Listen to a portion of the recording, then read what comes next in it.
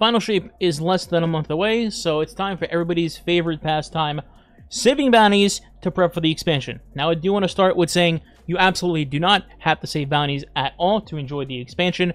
Some people just do it in order to get perks, such as getting ready for the world's first race if you're a competitive player, and unlocking your artifact mods as fast as possible, given that in the Final Shape, we will have to do the raid 3 days after launch, so it is a tight window if you want to have maximum advantage, so to speak, going into the raid.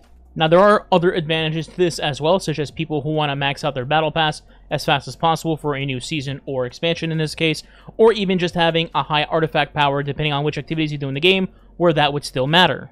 But I will say, given that Final Shape will have that new leveling system where basically you can join a fire team and you will all be scaled up to whatever the highest fire team leader of that team is, a lot of people don't have to actually do this anymore. Mainly, like I said, this is for either creators to do videos and stuff like that, or, again, get ready for the world's first race if you want to get that emblem in the first 48 hours. Now, for us hoarders that do want to save stuff, we're going to be going over which bounties you should be saving for the maximum amount of XP, how much each bounty gives, and things you should save and should not save, and completely avoid entirely to not screw yourself over. So let's start with the first thing that you should absolutely not save, and this is a big one because this is a recent update from Bungie regarding bounties. So in Final Shape, they're going to be introducing a Ritual Pathfinder, a new playlist or reward system, and it's going to be replacing Vanguard, Crucible, and Gambit bounties and their weekly vendor challenges, which means these bounties are going to be completely useless and potentially and most likely getting completely deleted straight from your inventory. So if you've already saved these bounties, you're going to need to hand them in and then restack them with things that will not be going away. So avoid Vanguard, Crucible, and Gambit bounties at all cost. Now, in the same vein, what else should you not save in your inventory similar to bounties? Let's talk about the Into the Light update. So they brought the Hall of Champions and Onslaught into the game, and in Final Shape, Onslaught will be staying along with the weapons that you can grind from Onslaught, but the Hall of Champions is basically getting removed, which means the things at the Hall of Champions also will be getting removed. This is specifically talking about Shaxx and his daily bounties, and then Arcite and his weekly bounties. You should avoid all of these because more than likely they're gone and they won't be in your inventory when Final Shape launches. Now, similar to the Hall of Champions, let's talk about the Helm. The Helm is basically seasonal central, which means that everything in the Helm will be getting removed once Final Shape launches, as Bungie always removes seasonal stuff from the Helm. So this includes the goldfish in the aquarium, where you can just save legendary and exotic fish to turn into later. Those probably would just disappear. Then you have bounties like at Riven for Season of the Wish.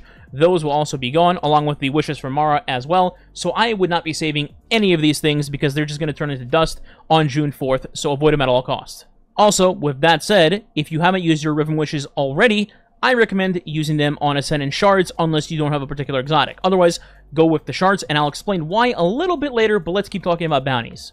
Now let's talk about the bounties you should be saving and which ones to save. So, to break down the XP for these bounties, at the top, we've got weekly bounties, which give you 12,000 XP, not counting any bonuses or things like the Season Pass and the Ghost.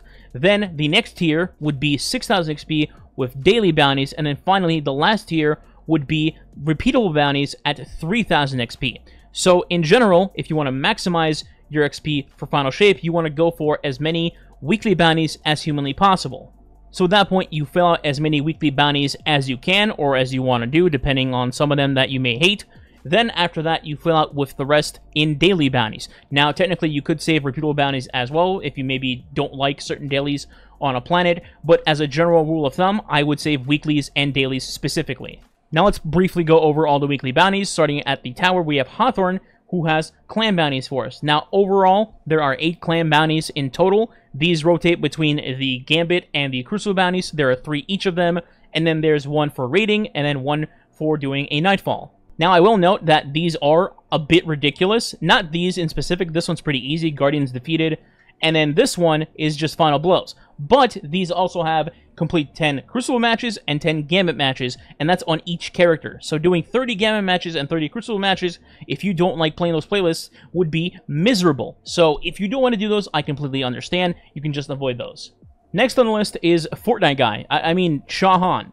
So he has the easiest bounties in the game by a mile, in my opinion.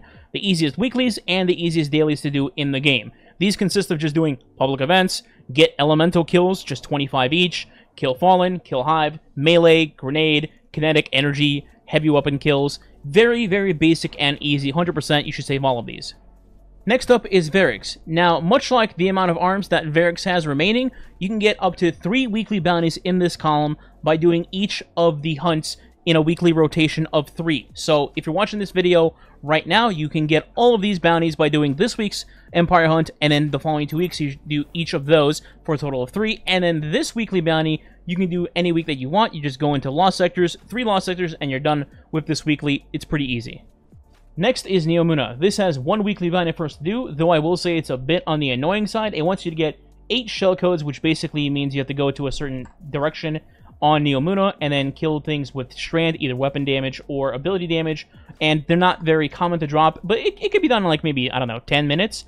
And then the other part is just doing a tier 3 terminal overload and then looting the chest to get the polymorphic engine. Up to you if you want to do this one.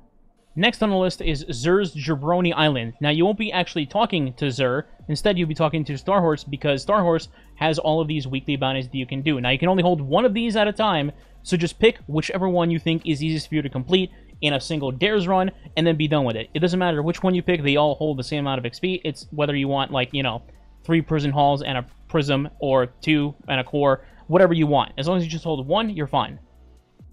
Petra, my favorite space pirate. So Petra has 2 columns of weekly bounties similar to Varix.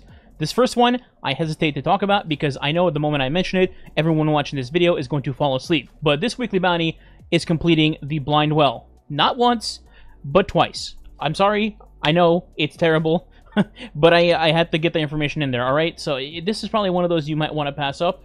Me personally, I'm a masochist, so I completed it. And this one over here is just doing the Ascendant Challenge. It is so much easier. It takes only a couple of minutes. It's on a weekly rotation. There's 6 total, but we're about a month away for Final Shape, so you can't technically do all of them, but you can do 1 per week. All of the challenges are very easy and very little in time consumption, so absolutely do the Ascendant Challenges for sure. Finally, we move from the vendor with 1 eye to the vendor with 3 eyes. Eris has 2 weekly bounties, and also the vendor next to her, the Lectern, also has 2 weekly bounties for us. So, common thing that comes up with these bounties is it doesn't say that it gives experience, but it actually does give you experience. It's been like this forever. I don't know why Bungie's never updated it, but it's been years, and it always does give XP, so just ignore the fact that it doesn't actually say it. So one is completing waves in Altars of Sorrows, which is... And then the other one is just do 1 of each Lost Sector that's on the left, right, and 1 in the Hellmouth on the map. Don't do the Revelations one that's on the top right. So you do those 2, and then you head over to the Lectern, and this one is more of the same on the moon. You do Nightmare hunts, excuse me, too many hunts in the game. And then 1, you just defeat nightmares in Lost Sectors across the solar system, which I'll show you where to go for that. It's super easy. So these are all the weekly bounties that I just mentioned that you can do in the game. It's up to you if you want to do all of them or skip some of them. I wouldn't blame you if you skipped like the Gambit or Crystal one like I mentioned earlier, but that's all the weeklies that you have to work with. Here's that spot for the Nightmare bounty, by the way. You go to the middle of Nessus here in Artifact's Edge, and then to the left there's a cave here. You go into the Lost Sector, you walk in here, then you would kill these Harpies first, because if you kill the Harpies first, then you damage this Jabroni. He will spawn 2 more Harpies when they're half health, like that. So you kill them, and that will progress your bounty to 5 out of 8. Then you just go back here and repeat the process. Now, once weeklies out of the way, then you can move on to dailies. As I showed with Shahan earlier, these vendors on planets typically have 4 bounties in their inventory per day, and then of course on daily reset, they will have a new refreshed 4 bounties in the inventory. It could be a dupe that you already have, or it could be something brand new, so you can come back 1-2 days in a row, and then potentially pick up 8 bounties per planet. So the first one here, aside from Shahan, is Devrim. These are super easy since EDZ is the base location for the game. Pick them up, do them, and then move on. From here, we're just going to cycle through the planets, how it is in orbit. So next up to the left would be the Throne World. Now, this, I believe, you need the actual Witch Queen DLC to do these bounties. But good thing, Bungie has made Witch Queen Beyond Light and Shadowkeep all free leading up to Final Shape, so that's not a problem for anybody. If you don't already have the DLC, go get it. It's free. Then you can pick up these daily bounties. Same thing as Devrim. They're pretty standard. Maybe not something like this where you gotta look for chests and stuff. You can skip it if you'd like. Other than that, pick them up, do them, and move on.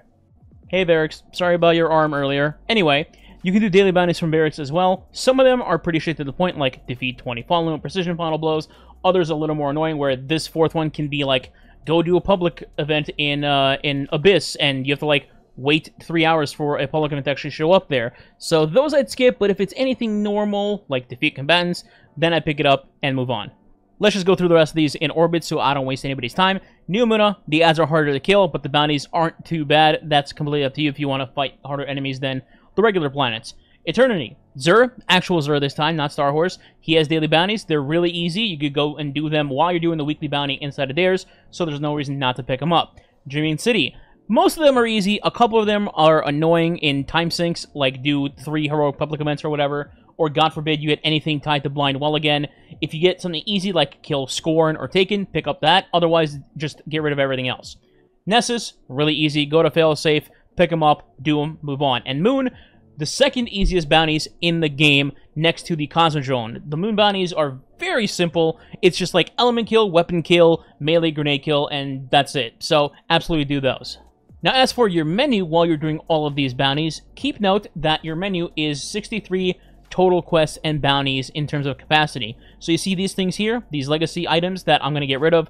Right now, they count as a slot in my bounties. So let's say I delete this thing right here because we're not going to have it here anyway.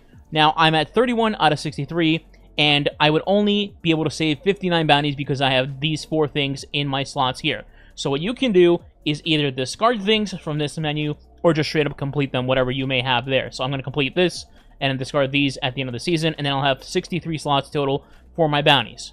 Last thing regarding bounties and the actual XP of the bounties, when you head into Final Shape, be sure that you have a Ghost on with Blinding Light at 6, just to get the maximum 12% gains on that. And also, before handing in your bounties, make sure that you or someone else in your fire team is at least at 5 in the Season Pass, because this will unlock the increased fire team members' XP gains by 2%, and depending on what level they are, you know, you get a higher percentage. It'll go from 2 to 4, 6, 8, 12, etc. So don't hand anything in until you're level 5, and of course, you have your artifact. Typically, you'll get your artifact from one of the first things you do in a new season/expansion, so just go do that before doing anything with your bounties.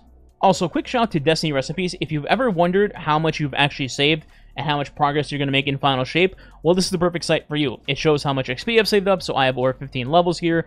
And then if you scroll down, it shows you all your weekly bounties that are saved and daily bounties as well, but I only have weeklies currently, and I already have 15 levels. So this is the perfect site to just keep track of everything that you're doing and how prepped you actually are. On to the next subject of prepping. This one's going to be about exotics. So, Bungie's announced some changes regarding to exotics and also Rahul himself. In Final Shape, Rahul is actually going to become the source for brand new exotic armor in the game, minus exotic class items. And the way to do this is going to be by having him be a vendor with a reward track just like everybody else, you know, going from 0 to legend, and then having rewards in there like shards, cores, prisms, etc. Then, once you reset him in full, you will get the function to decrypt any exotic, including the new exotics in the game. Now, the reason why this matters is because this makes it so that lost sectors are getting changed now, and they will no longer be dropping the brand new exotics in the game starting in Final Shape. So you'll be able to get the older exotics in there, but you won't be able to get any of the new ones. Also, lost sector exotics will now drop as an engram reward rather than an armor piece outright. Now, the other side of the coin is going to be how you level Rahul in his rank to reset and be able to purchase the new exotics going forward. And that is by opening or decrypting engrams. Now, first you have prime engrams, which are going to be the lowest source and the amount of XP you get in the game. And then following that, you can just randomly open exotic engrams to give a little bit more XP on the track. And after that, you can use the focused decryption function, which will give you the most progress in leveling his track in the game. So what the hell does this mean in terms of prepping? Well, if you want to prep and try to reset his rank almost immediately going into Final Shape, you're going to want to hoard what you see on screen right now. You put up a bunch of engrams in your inventory in exotic form or prime if you don't want to farm exotic engrams, and then you can hand all of these in when Final Shape arrives and you go to the tower. And additionally, you can also save exotic engrams in your Postmaster just as an extra source of XP for Rahul's reward track. Now, naturally, the next question is going to be, well, okay, how do I save exotic engrams so I can pop them open in Final Shape and get to the new exotic armor faster? Well, glad you asked. Let's talk about it. So the main source of getting these engrams consistently and guaranteed each week is going to be by using the playlist system. You can get an exotic engram by doing 3 of anything in orbit between Gambit, Vanguard Strikes, or Crucible. Now, I will mention that in Crucible currently, as much as I wouldn't want to recommend it, there is a new territory playlist. And in this playlist, you get a guaranteed exotic engram for playing 3 matches in there for the week on each character. So technically speaking, if you do your first 3 activities in this playlist, you will get 2 exotic engrams. After that, I would just recommend switching to Vanguard Strikes and then doing the 6 Vanguard Strikes to get 2 more exotic engrams. So that's 4 total for the week, guaranteed. Now to talk about the post real quick, just so we're clear, the way to do this and to save engrams in your post like this is by having your inventory full like I have here. So you would first need to fill it up with either primes, exotics, or the bright engrams. Those also work. As long as it's full, it doesn't matter which one it is. And then your next engram drop, like from the playlist rewards or a prime on the ground, will then go straight to your post and be an engram in here. Now, I do want to stress and note that if you do this with Nightfall or Lost Sector exotics and they go to your post, those decrypt immediately to an armor piece once you open them, so they don't actually save as an engram. The way these work, these are all playlist exotics, by the way, when I pick it up from my post, it'll still go into my inventory as an engram, and then I will decrypt it at Rahul, which is what we want, because that's what gives us the experience. So if you're trying to save Lost Sector or Nightfall exotics in here to do that, that will not work. It needs to be what I just mentioned previously. Now remember how I just mentioned that you can get exotic armor from Rahul by just buying them in Final Shape, including the new ones? Well, there's one more catch to that. When you're buying them, you're going to need not only an exotic engram, but also an exotic cipher. So these ciphers, right now currently in the game, you need to fill these up to 5 if you can. And then going to Final Shape, you'll have these on the ready to use for the new armor. So, besides the one that Rahul will give you once you've gotten his rank to legend, exotic ciphers can be obtained pretty easily in a couple places in the game currently. The first one we're going to talk about is the Mara Ribbon's Wishes. Once you complete the wishes, you get a wish token, and then you can stack up to 5 ciphers through this method because the maximum is 5, not 7. So, if you haven't done your wishes, you can do them now and get these ciphers into your inventory ASAP. Now, another way to get ciphers is going to be by playing Pantheon. Now, I realize not everybody in the game raids, so I'm not going to say this is an easy method. However, if you do raid, then you can pick up the quests at Shaxx and then go complete Pantheon. And at the end, you should be able to talk to Arcite, and he'll give you an option of either getting raid exotics that you're missing, or if you have all the raid exotics already, you can purchase either shards or an exotic cipher from Arcite. So that's another way to get it if you've already expanded your wishes. And the last method we're going to talk about is the OG way of getting a cipher by going to Xur, getting the quest, and finishing that quest to get a cipher. Now, unfortunately, it's Wednesday, so real Xur is not here. We're going to look at Jabroni Xur on the screen here for a second. But basically, you pick up the quest, and then normally, you got to get 21 points. Now, if you do strikes and such by yourself, you get 1 point, which means you have to do 21 of those, and who wants to do that? But you can get increased progress by going and doing exotic missions instead, and additionally, it seems like you will get 7 points if you go do it with a clanmate. So in theory, you could do 3 Whispers or 3 0 hours, and then you'd be done and get your cipher within an hour, which is pretty good overall considering the other option is 21 strikes. Now let's talk about just in general consumables that you can save for Final Shape in terms of prep for one thing or another. First, we have the Dragon Balls and the Golf Balls. So, Ascendant Alloys, the Dragon Balls, can be used, obviously, to enhance weapon perks, and given that all of the weapons currently in the game that are from Onslaught and a few others from Playlists and Iron Banner are going to be enhanceable in Final Shape, you should want to save a couple of alloys just in case, if not just stack a whole pack of 30 going into Final Shape to just get everything done and enhanced. Now, as for Golf Balls, the Ascendant Shards, these are obviously used for basic things like masterworking your exotic armor, things like that, and maybe you want to masterwork the new exotic armor that comes into Final Shape, so you can have a stash for that as well. Also worth noting that Rahul should still have that tier of exotic engram opening where you would use an exotic engram and then 2 Ascendant Shards to open a particular exotic, so you might want to still have shards ready for that too, just in case you need some extra rep on Rahul because you didn't, save enough ciphers or anything like that.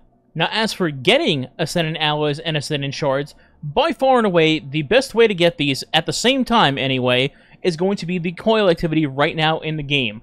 Coil can drop you Ascendant Alloys and Shards when you complete the Platinum scoring at the end, and it will give you multiples of each. You can easily get 2 Shards, 2 Alloys, a bunch of weapons, red borders, and so on, just by running a Coil activity.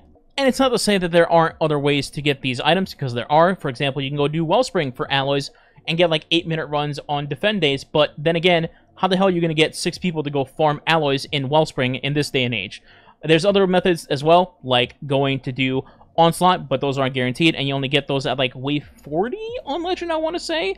And then there are other methods to get shards as well, like Trials or Nightfalls, and depending on how long your GM Nightfalls take to get a guaranteed shard, it could be, 30 minutes. In those 30 minutes, you could be done with most of Coil by then, and then get both alloys and shards instead of trying to do an activity for just one of those currencies. Then we have the slightly lower tier. This includes things like upgrade modules, because we're going to a new expansion, and of course we're going to level things up, so upgrade modules are going to be needed for that. You can buy these straight at Banshee if you'd like, or you can collect them from vendors on their first tier of the war track as well. 2, 3 upgrade modules here and there. So stack them up to 25, get the maximum, just in case if you really care. The other 2 items in this tier are going to be Spoils of Conquest and Raid Banners. Now, Raid Banners are not mandatory by any means. You can only use them in a specific few instances in the game, but Legendary Shards are going away in Final Shape, so you might as well use them on something, and stacking up on some Raid Banners is definitely not a bad idea. Then the other one is Spoils of Conquest. Bungie is still promoting these in the game. They have them in Pantheon right now, so you can farm them up and save them. And more than likely, like a 95% chance, these are still going to be usable in the new raid in Final Shape to buy raid weapons, or maybe some other function in the game in the future that we don't know about. So you can save these up and get them in Pantheon because it's farmable, and if you do the first encounter on week 1 and just kill Gogi over and over, it's pretty easy to get. So if you have the time, stack these up as well. And that is it for general tips to prep for Final Shape. Now, I will make a separate video covering weapons and armor in case anybody's curious about that. I just didn't want to make this video like 40-50 minutes long, so I will talk about weapons and armor very soon. In the meantime, if you enjoyed the video, please consider subscribing today. It does help the channel grow and is much appreciated. And also leaving a like and or comment helps the channel as well. If you don't know what to leave as a comment, you can leave Final Shape Prep as the comment. Thanks for watching. I'll see you next time.